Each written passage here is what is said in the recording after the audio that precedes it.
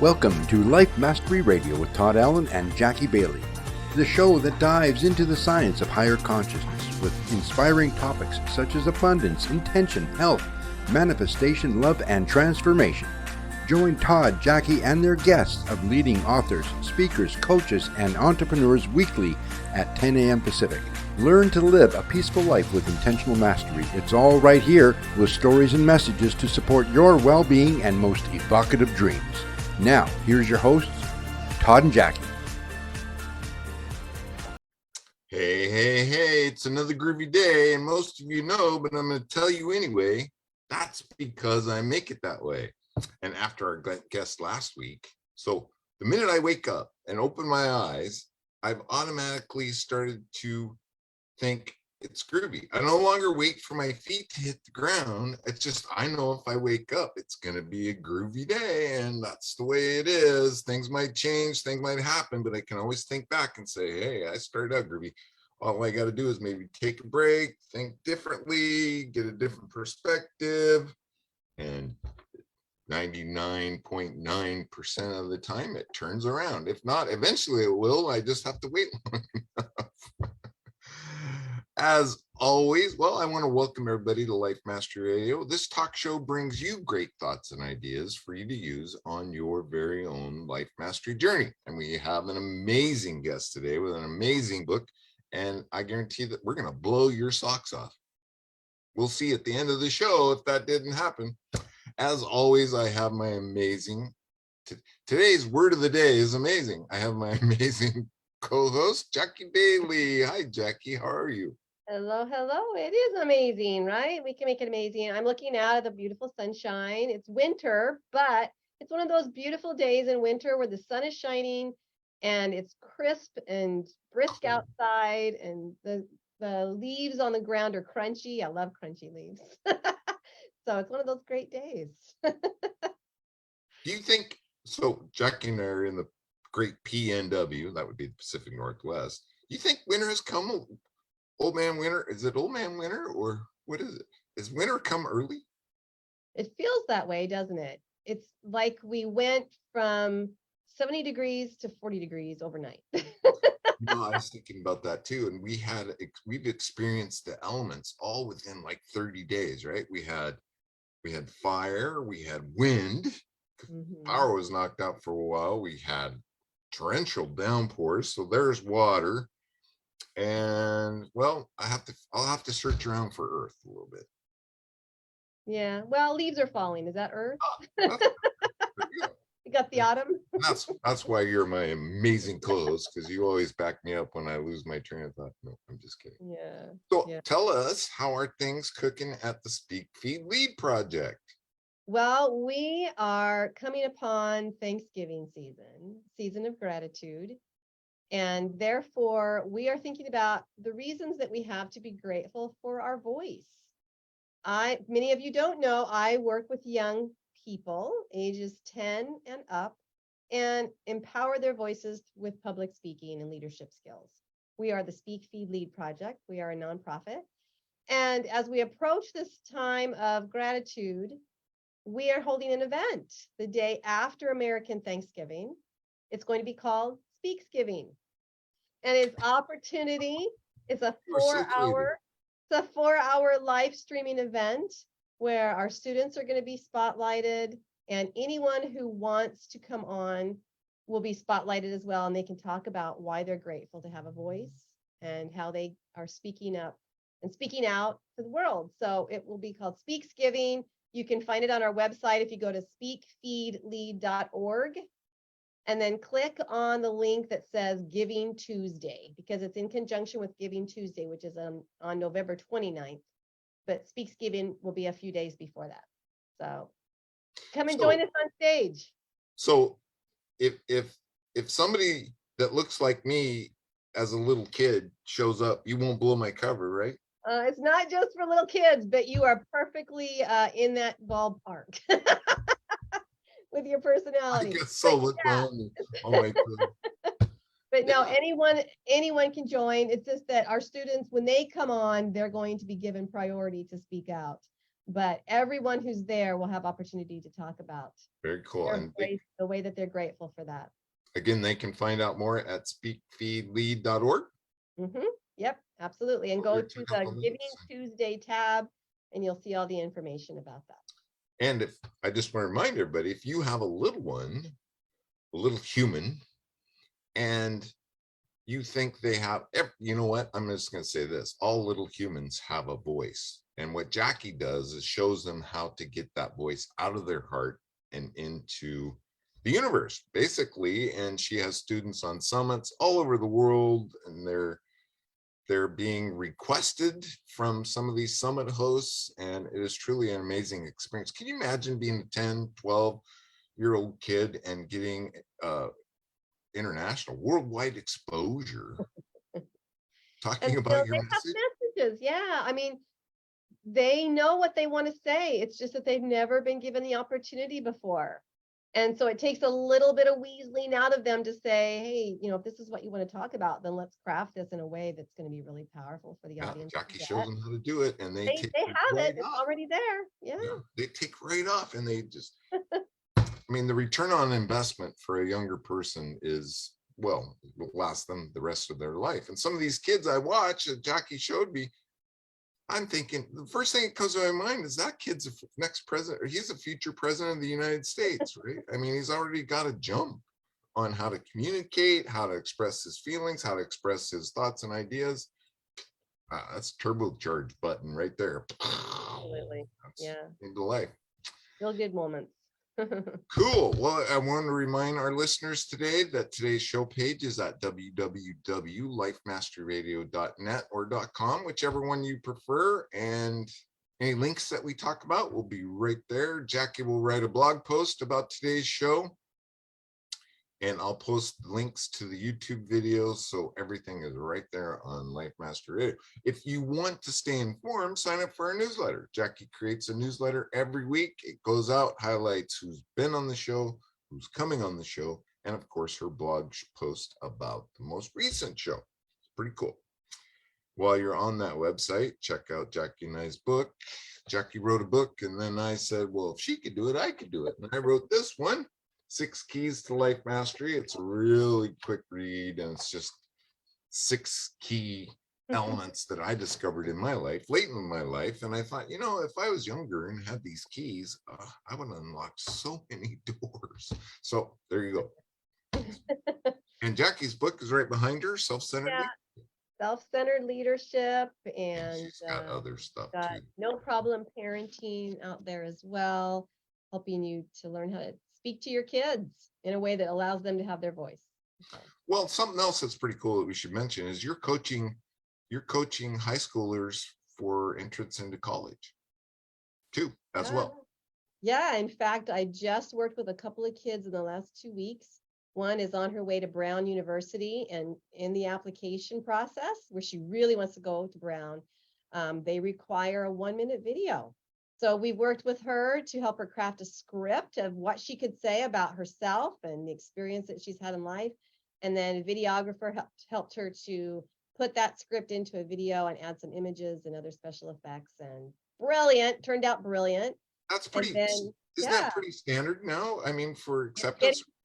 It's getting to be, because what's really good now that's happening with colleges is they're putting less emphasis on the academics, which I think is, there was too much emphasis before and not enough emphasis on other things.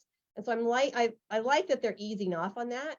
So now they really want to make sure that they're bringing kids in there who are prepared to have a good experience at college. That's right. Cool. And so they want to see a little bit more about who you are, what you like, and how well you speak and that kind of thing. So yeah, we're helping them. Maybe trying to curb the partying a little bit, huh? No, I'm just kidding. Could be. It would be nice. That'd be a nice effect if that were the case. Alrighty then. I think we have definitely did a little housekeeping, and now it's time for our amazing guest. And I think I have the intro, right, Jackie? Mm-hmm. I better have the intro, right? Our guest today is Seana Zelazo. Seana is a psychotherapist, intuitive channel, spiritual coach, mentor, and teacher. She is a licensed clinical social worker. My oldest daughter is well, she has her MSW. I don't know that she's licensed yet. Seana began her social work career in the end of life care as a hospice social worker before transitioning into private practice as a psychotherapist. For the last decade, Seana has focused on providing clarity and support as an intuitive channel, connecting with the higher realms to offer guidance, spiritual coaching, and mentorship.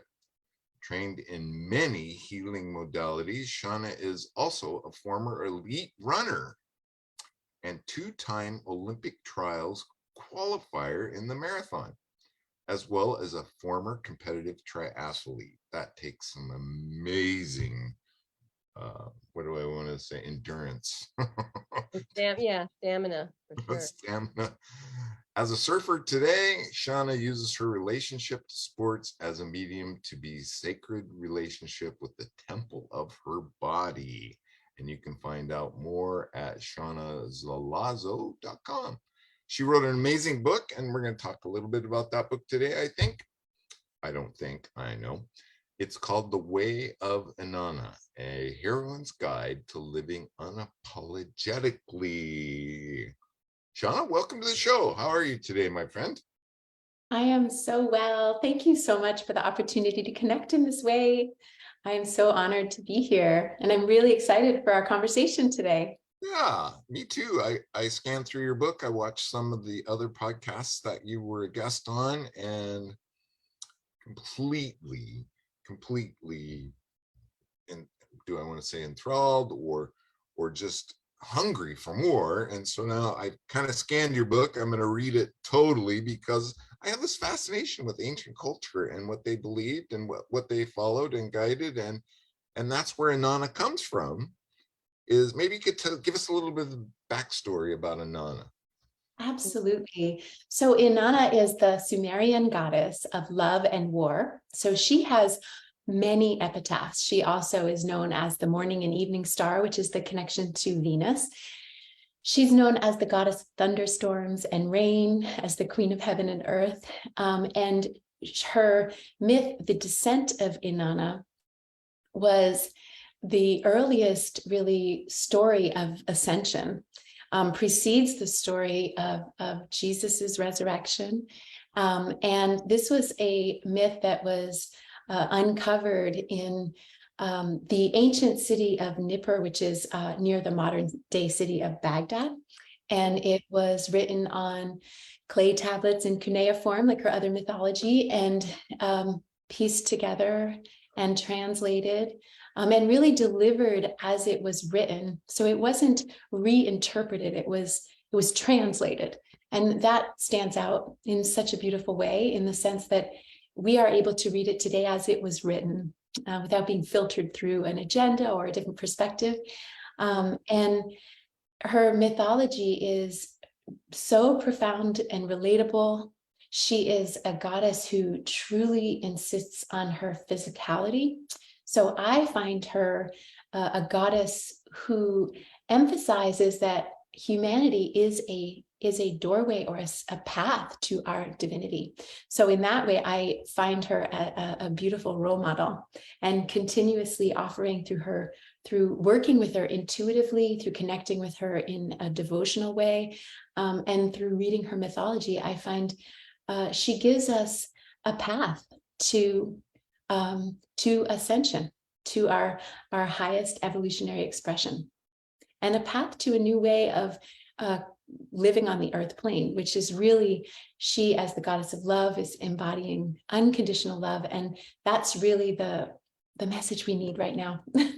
Right. And the divine feminine, right? So maybe you could define that for us a little bit, as far as how it relates to Inanna and what her, do I want to call it a teaching, or do we just call it a mythical understanding? You can call it whatever resonates with you. She is sort of what I would interpret as a goddess who would just say, make it your own. She doesn't like being limited. She doesn't like to be bound. And it's a way wherein, however it lands for you. And the way of Inanna is really your way. It's really the path of your own heart. And as such, whatever resonates for you, right? But her focus is to come back into your own heart, and you will find the way. So you can just, right? That's yes, a big part of this, self-love. And totally, absolutely. And the idea of bringing about transformation by beginning within, that's really central. So from the perspective of the divine feminine, she's definitely an embodiment of the divine feminine, and we need both, right? But feminine consciousness really is about unity. It is about compassion, unconditional love. It is not about having power over anything. So the divine feminine or feminine consciousness is not about having dominance over. control. Yeah. It's about being in alignment, walking side by side with the divine masculine. And it's that focus on balance that is so a part of Inanna's teachings. So what I like to think of the seat of feminine consciousness is in our second chakra collectively, all of us, men and women, any way in which you identify. The second chakra holds our generative capacity, which is really the seat of feminine consciousness. So it's a reminder, and Inanna emphasizes the second chakra. There's a lot of ways in which her mythology is very vocal about the sacred feminine. She describes it as her holy vulva, and being in celebration of this. This is really about womb wisdom being more about, like I said, this reminder that we are all creators. And when we remember this, yes, exactly. And when we remember this, we can create with intention, and we step into the idea of feminine consciousness as a consciousness of responsibility. And that's really what she's coming forward to remind us of, to take responsibility, to cultivate and create from a place of love. So yes. I'm a big fan of her work for all of the above reasons. Well, you have an amazing story, and maybe you could briefly get us up to date with that too, because I think this all plays together. How you were brought to Inanna. Your mother passed away, and you went through all of that, and then sexual trauma occurred like within a week or two, I think. Yeah, maybe tell us about this story a little bit. Absolutely. So the Inanna is definitely a goddess of the death mysteries, and I came in this life interested in end of life. Literally, as a little one, I was interested in near-death experiences and end of life. So, and her most well-known myth, the descent of Inanna, is one wherein she literally descends into the underworld, into the land of the unknown from which no one can return, and goes into her death, and then ascends through faith in herself. And so in my entry into this world, it's like I remember there was something so important to me about remembering this experience with the death mysteries and learning about them to understand them as truly teachings about ascension, which kind of was, I guess, ignited in me as a little one.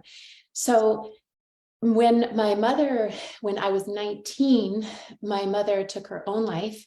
And this was a focal point for me in the sense that it reminded me there was a deep desire in me to connect with empowerment and standing in our feminine power. And it was really the experience of my mother, this paradoxical experience wherein I saw the effects of what happens when we hold the wounding of being disempowered, and the wounding that led to her decision to take her own life certainly oriented me on my path to wanting to heal this and wanting to remind us all of ways to bring about that healing internally, which is one of the goals of this book, is to help us to heal and to heal the collective second chakra, that house, that center of creativity, and to bring back feminine consciousness in a way wherein we see it has the answer by unifying and dissolving separation consciousness.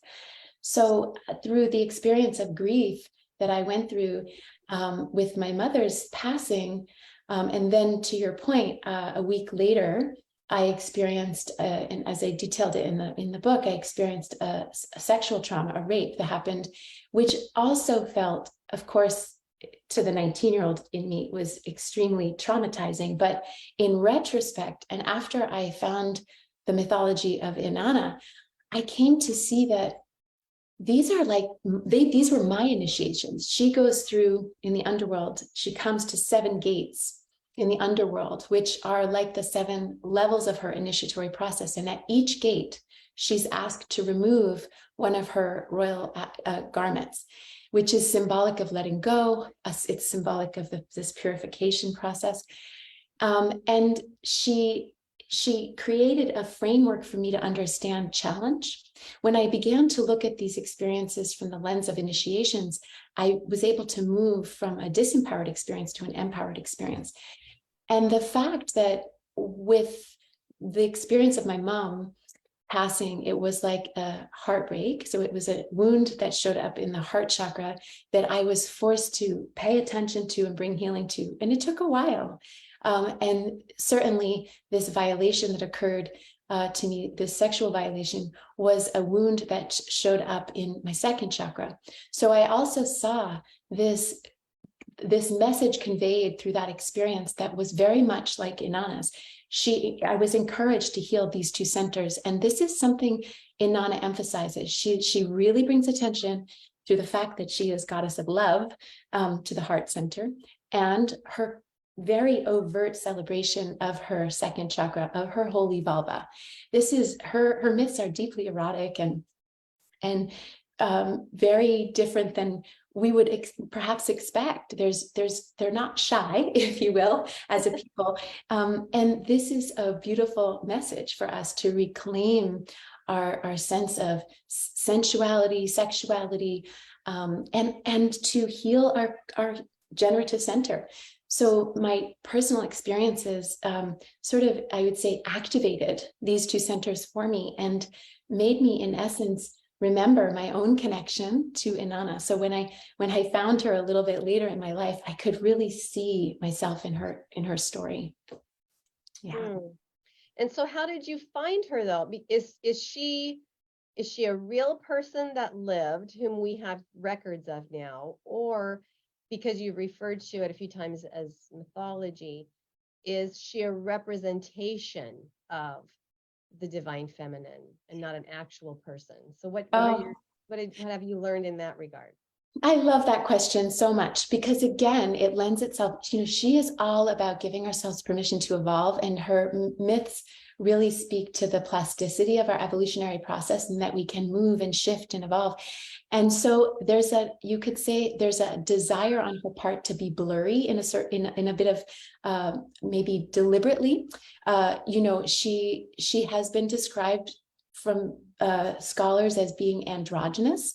And yet she really emphasizes her sense of feminine power. So there's a blurring of lines that occurs with Inanna.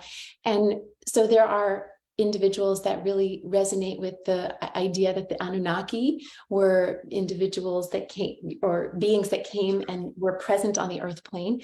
I don't touch that. I mean, she is an Anunnaki goddess.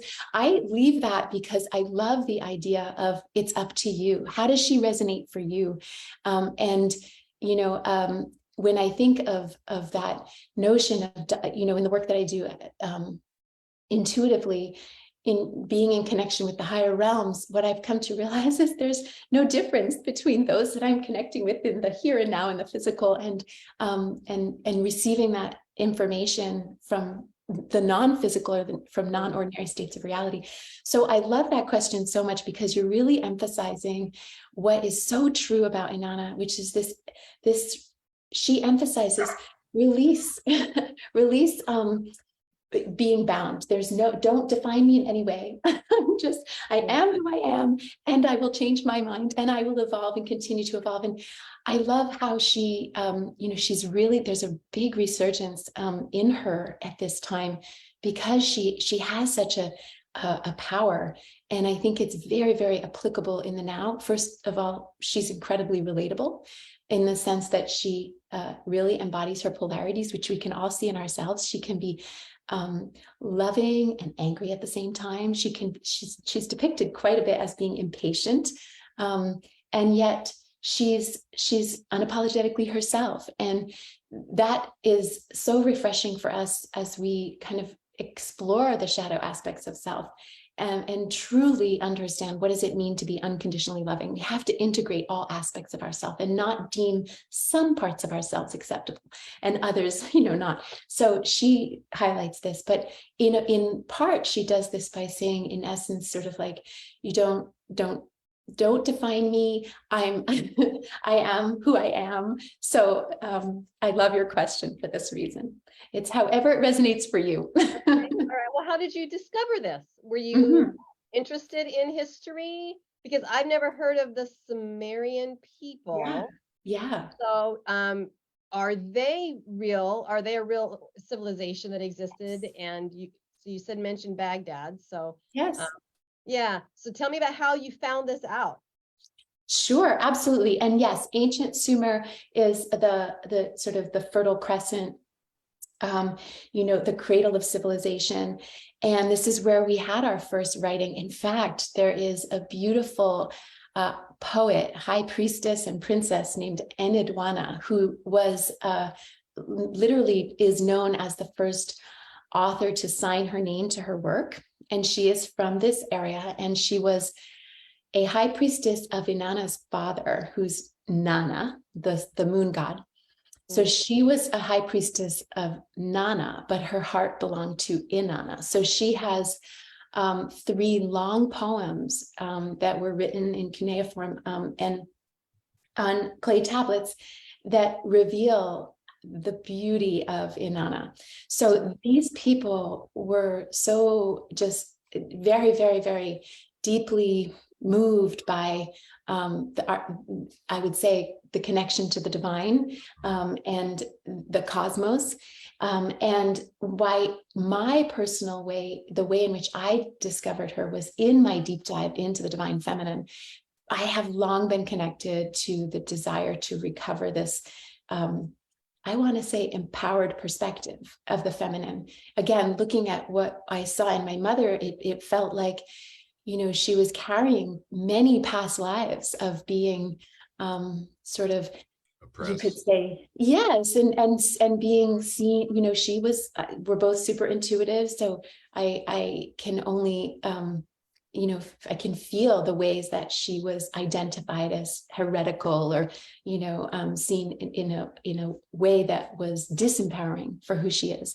And that is we're ready to reclaim that. We're ready to reclaim our voice. I love the work that you're doing when you were speaking about,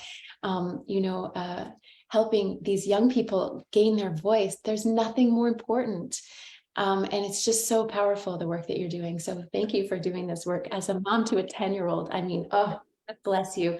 But ultimately that is just what I think has always been my focus. And so when I studied the divine feminine in all her different forms, and I have worked with them intuitively, and yet it was Inanna that really led to the most profound change within me. It was in my deliberate, concentrated, focused devotion to Inanna that I saw myself finally step into a lived expression of self-love.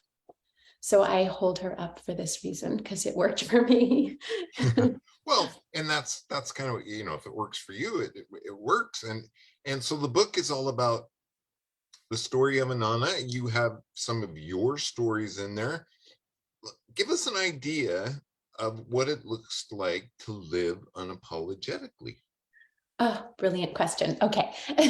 So yes, the book is structured with a little bit of understanding around sort of like why is feminine consciousness and divine feminine perspective useful? Why shall we resurrect this?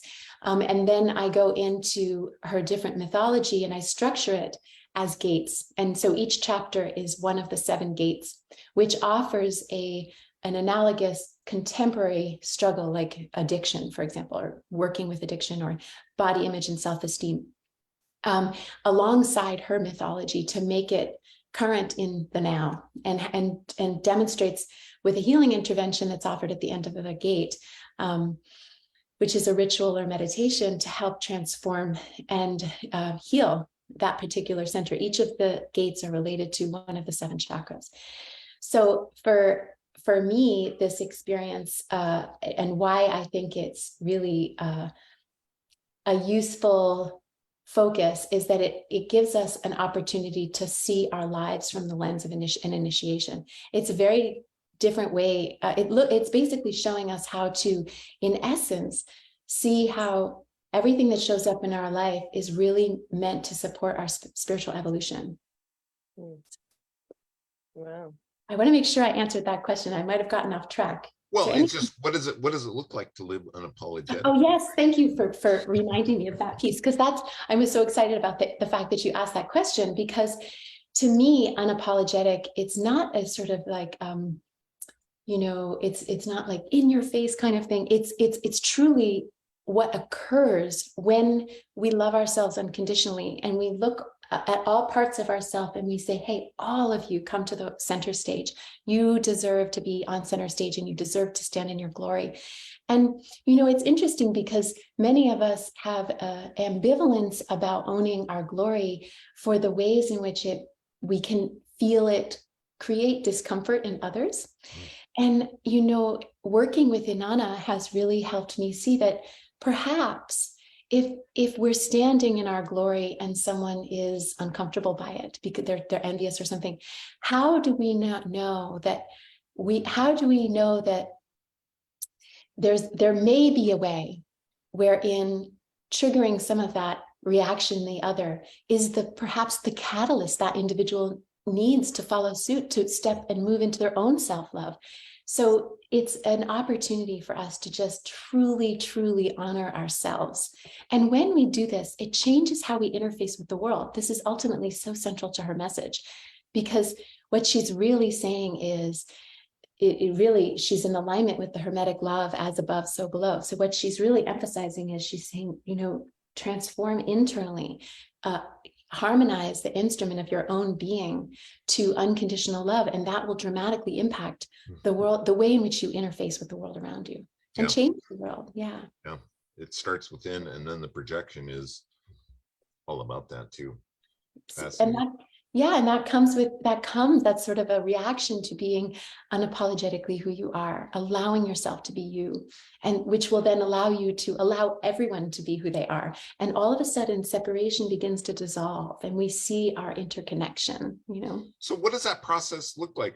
You obviously work with people, and is this a long, drawn out thing to get that person to awaken and come alive, or is it pretty much doesn't take time at all? This is work that occurs within the quantum field. And in the quantum field, all that's required to shift is a shift in consciousness, which can occur on a dime. So it depends, it's very individual, but it has the potential to be very, very quick, in the sense that if we can move, and we have to, of course, honor our own individual processes, because it takes however it's going to take, and that's part of what it takes. But it's an inside job, right? It starts inside first, and I think the biggest thing is just unconditional love for oneself, and then the projection is for all. Absolutely. Seana, this reminds me so deeply of an experience that I had healing from my own childhood sexual abuse. That I was part of a women's therapy group. There were 15 of us. We'd come together. We'd all had the same common counselor that had gotten us to this one point, and now she brought us together to do this group therapy. One of the women in this group was Carol, who had 32 different personalities. I think they call it something differently now in psychology, but at that time she had these individuals that would run certain parts of her life because of a tremendously tragic experience she'd had at 3 years old when she split mentally, essentially. And this process that you're talking about, Inanna, is reminding me of when Carol had to integrate these 32 personalities into her core self. And I was blessed to be part of that process while she was under hypnosis, and how she described that she had to envision in her mind's eye each of these people that she'd given names to and that had been part of her whole life. She had to approach them, hug them, thank them for their contribution to who she was and the way that they protected her and helped her to heal and cope from this tragic situation. And then she said, I no longer need you.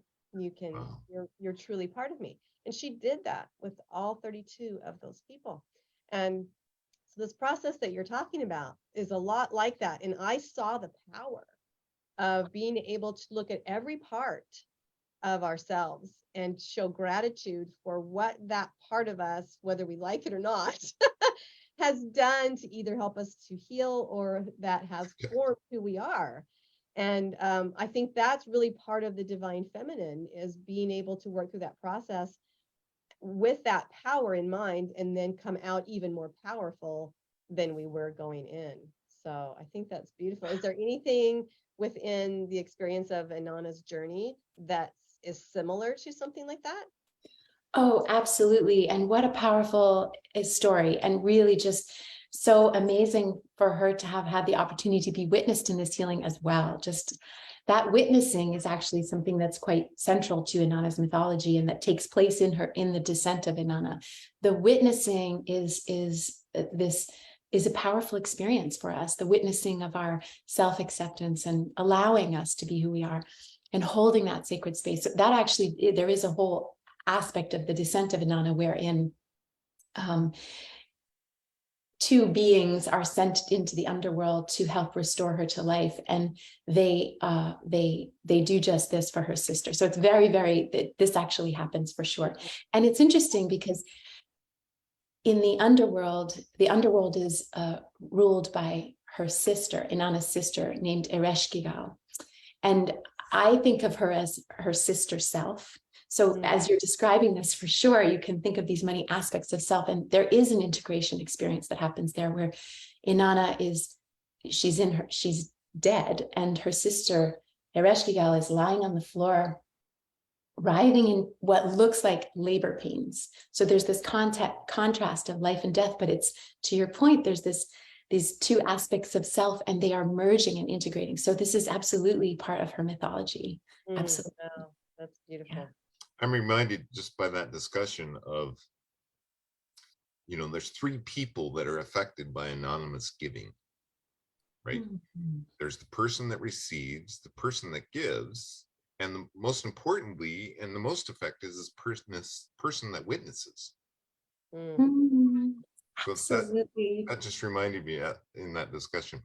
So in your book, tell us about the gates. Do you have a favorite gate? It's an amazing way you wrote this book. You have the gates of Inanna, and there is some correlation to her story, and you have stories about the gates. Is there a favorite? We don't want to let them all out. We don't want to let all the gates out. And do you have to go in order, or can you skip around?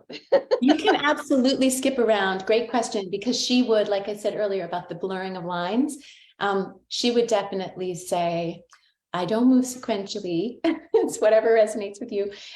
So certainly, and I think that's a really important point to make, because wherever is our deepest wounding is where we'll begin the process. So that is different for everybody. And the way that I've structured the gates, they don't move sequentially or neatly from the first, the root chakra to the crown. It's individual, right? And that's by design, because that's much more in line with her. So I would say that my favorite gate really is, there's so many, but I would say that perhaps my favorite is Gate 2, which is about healing ancestral relationships. And this is the myth. I talk about the myth, Inanna and the god of wisdom. This is a myth wherein she connects with her grandfather Enki, who holds they're called the May, M-E, and they are the sacred cultures of the land, his power. And she goes through this process where she is inspired to connect with him and receive. She knows she's meant to receive these gifts, to pass them over to her people, to hand them to her people, because she's an incredible leader. And so I love this myth and the process of doing this for so many reasons, but also from the perspective of recognizing how when we access power, it is powerful to empower another, right? So the opposite of using power for our own self-aggrandizement. And that's an essential point. I think, when we think of the Atlantean times and the rise of the Atlantean civilization, for example, when it was, in its sort of most highly developed expression, we've come to understand sort of collectively that the downfall of Atlantis was through the misuse of power. So I think that today, as we're positioned to move into a new paradigm, I think this is a really important message for us collectively to understand. Let's use our power to empower each other, and to really never use it for our own self-aggrandizement or to have power over another. Right. Let's dissolve this and move into supporting one another.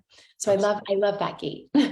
That's kind of the motto of a shaman, right? A shaman works in the background to help others achieve and to grow, and that's all that they do. So it's interesting how that has come down. Many of the ancient thoughts and ideas, especially from the Assyrians, have been passed down, because I think Inanna shows up as, right, Venus. I think you said that in the Greek mythologies. Yes, absolutely. And you can think of that sort of alchemist energy, because Enki, her grandfather, is definitely an alchemist, and she's in deep connection with him. So that sort of in between worlds connection that you're describing, and that working behind the scenes sort of way, she is clearly connected to Enki. So there's a way that mythology highlights she has his gift, or they share gifts in a sense, Okay. So I love that. Yeah. So then back to the book. After each chapter, you have a meditation and some things to consider. Explain that for us. Yes, I have a healing intervention that is either a ritual or a meditation, and sometimes both, depending on what's needed. And why I love using ritual is because it's so fast, and it is an art form. So it really is, again, it lends itself to your own interpretation. Make it your own. Yes, I offer it. Here's what I know about rituals: is it anchors an intention, right? Isn't absolutely that right? I love that you just highlighted that, because indeed the all that's needed to really make a ritual your own is your intention and your attention, and to align it with the highest good, right? And that's it, and then create it like an art form, create the one that resonates for you. But again, because it's working in we could say the quantum field, all that's needed is a shift in consciousness. So it's quick. It can be super quick. And there's a way where you can just decide, like, from here on, things are forever changed. May it be so, kind of. You really can claim and it. So it is, right? Yes, exactly. And you might falter and you might fall back a little bit, but you always have that. You can never go back, right? Right. Totally. So let me ask you something that is sort of mechanical kind of question, because I like meditations and I like rituals, but it's hard to read from a book and then do something. So are there recordings or something like that, or do you suggest that we record our own voice talking ourselves through these meditations or rituals? Because that's kind of where I get stuck sometimes, is I read it and I really like it, but then of course I can't remember what I just read. So how do I use that meditation without having to keep one eye open to read from the book? Absolutely. It's great. That's a beautiful question. And absolutely, they are set up for you to be able to do it. Like, certainly you can record the meditation. Most of them are rituals, but with that, there's also a profound opportunity when you do record it, when you do, take your voice memo on your phone and record it. And it's not long, right? Like I said, it's not a super long process. Again, with intention, I did it in this way, because when it's done in your voice, again, why ritual is so powerful is you become the therapist, your own therapist, you become your own healer. So when you literally record it in your own voice, you are literally you are speaking your own healing into being. So it's a very profound way in which to do it. And the Way of Inanna is being recorded in audiobook too. So that that's going to be released. That'll help. Yeah, that's right. But it lends itself if you kind of glance over it and you get a sense of the ritual, and then you go do it on your own, right? That is making it your own as well, right? Like, so if you just read it and you're like, I think I remember most of the steps, it doesn't matter. Now you have internalized and has become your own. So. Well, that's awesome. That's great. And so, who is this book for? Who really needs to read this book and delve themselves deeply into it? Beautiful question. Truly, it's for anyone who is ready to move into a higher level of consciousness and reclaim their own power. And certainly there is a way in which it supports the process of reclaiming feminine consciousness. And again, this doesn't just mean that it's therefore oriented towards the feminine. It's oriented towards anyone who is desiring to experience a empowered relationship with their feminine aspect. And ultimately, as we move up the tree of life, we have to come into balance. And so this is part of anyone's process who is desiring to ascend, Well, I think for me, the most powerful, so I experienced these things in my life that brought me closer to the divine feminine and my own feminine nature, because it is part of all of us, right? One is more prominent than the other, but we all have both masculine and the feminine in us as a part of us. And I think what really anchored it for me is I read something that talked about Sophia. And that's the feminine side of God, really, as I think it's the ancient Jewish traditions believe. And they didn't really get a good sense of spirituality. A man didn't get a good sense of his spirituality until he discovered who Sophia was. I love that. I love this bringing these two aspects into alignment as being part of the process. Absolutely. Yeah, that really anchored it for me. And I don't know where it came from. Maybe I misquoted some things, but that was the understanding for me, right? Like you talked about, this is what was important for me to understand in order to come to understand who I am. Beautiful. I love that. And so delving into that a little bit deeper then, is the goddess Inanna possibly Eve of Adam and Eve fame? Is there a correlation to the Garden of Eden? Because what I've perused from your book is that there are a lot of representations between man and nature, which was definitely there in the Garden of Eden story. So how does that all correlate together? You are asking a brilliant question because absolutely you can see that overlap in and even the way in which Eve was vilified, right? This and certainly this is what Inanna is pushing back against. There are a lot of overlaps with her. She sometimes is depicted. Well, there's a lot of in her different forms as Ishtar with the snake. So we have that correlation. She has the symbolism of the apple tree in her mythology. So again, biting from the fruit of, and going to the garden. So with her lover, Dumuzi, her beloved, there is a big emphasis on, especially the apple tree, and then there's a story called the hulupu tree, which is like the tree of life. So there's a lot of overlap for sure. And I love that you can see that correlation for sure. And I think that what is beautiful is that it's time to release the conditioning, or the let's say the misconceptions that were put upon the divine feminine, and reclaim. So to do that with Eve, to do that with Mary Magdalene, to do that with Inanna, to do that with all expressions of the divine feminine, and say, who were you really? And what was your true message? Let's give you a chance to find your voice like you do in your work, and speak the truth. And that's really what I'm hoping to do with this book. What a great way to wrap it up. That put a nice little bow on top of it. Yeah, because it's nice that the Bible, even the Old and New Testament, is very patriarchal, right? It's really based on the lives of men. Yes. There's a few women mentioned here, and when they are mentioned, they're priestesses, things like that.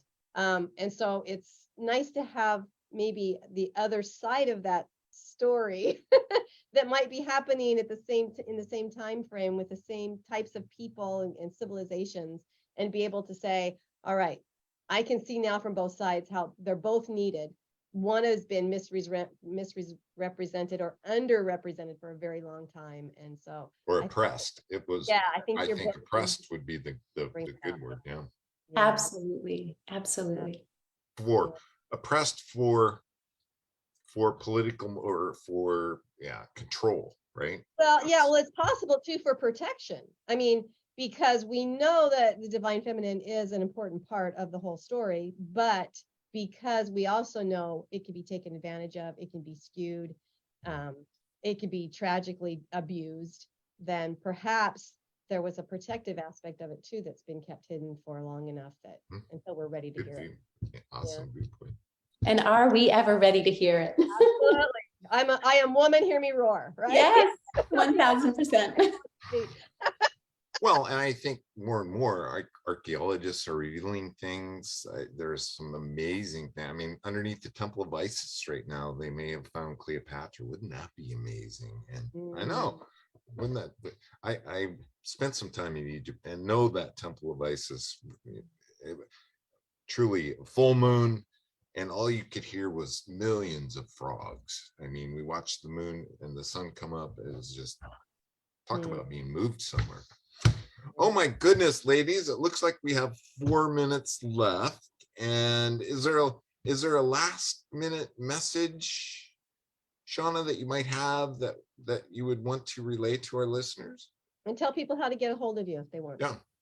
Absolutely. So I'll just show my book, The Way of Inanna, a heroine's guide to living unapologetically, available at booksellers worldwide. My website is seanazelazo.com.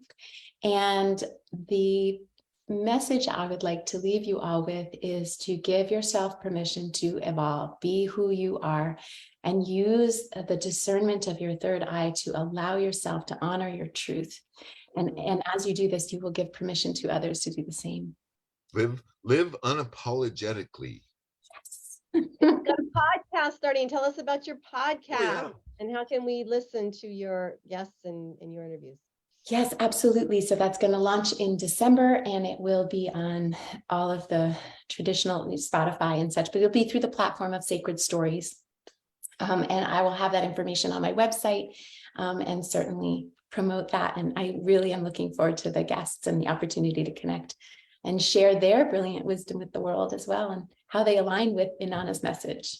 It's a lot of fun. Jackie and I just have a blast every week. You will too. Did you have a blast today? I had such a blast. Thank you so much. Thank you. It was pretty cool. It was pretty cool stuff. Well, that's about all we have time for today. I hope you enjoyed the show. My biggest hope is that I would hope you would tell a friend about the show and how cool it is. And these two people, Todd and Jackie, just have some amazing guests with some amazing thoughts and ideas for you to use on your very own life mastery journey. Jackie, any epiphanies today? Did you did it spark more curiosity? I could see Oh, I sure. could see your brain Yeah, almost just going. absolutely. I definitely want to delve a little deeper into it and find connections with some other knowledge that I have and things that I already know and Yeah, put them totally. together. That's the fun part, right? Seana, I hope you come back because there is so much more I think that we could have a discussion about and talk about and dive a little deeper. And yeah, so put it on I your would love radar. You might just get another invite. Yeah, I would be so honored. Thank you both so much. Namaste, my friend. Mm. You keep rocking the world because you're going places. Thank you. That's about, like I said, all we have time for today. I hope you enjoyed the show. Lastly, please, please, please do me a favor and make it a great day because it is all about choice. Bye-bye for now. Bye. Thank you for tuning in to Life Mastery Radio. Join Todd Allen and Jackie Bailey and their guests of leading authors, speakers, coaches, and entrepreneurs weekly at 10 a.m. Pacific. Learn to live a peaceful life with intentional mastery through stories and messages to support your well-being and most evocative dreams. Visit their website, www.lifemasteryradio.com. Join their mailing list and be notified about upcoming guests. That's lifemasteryradio.com.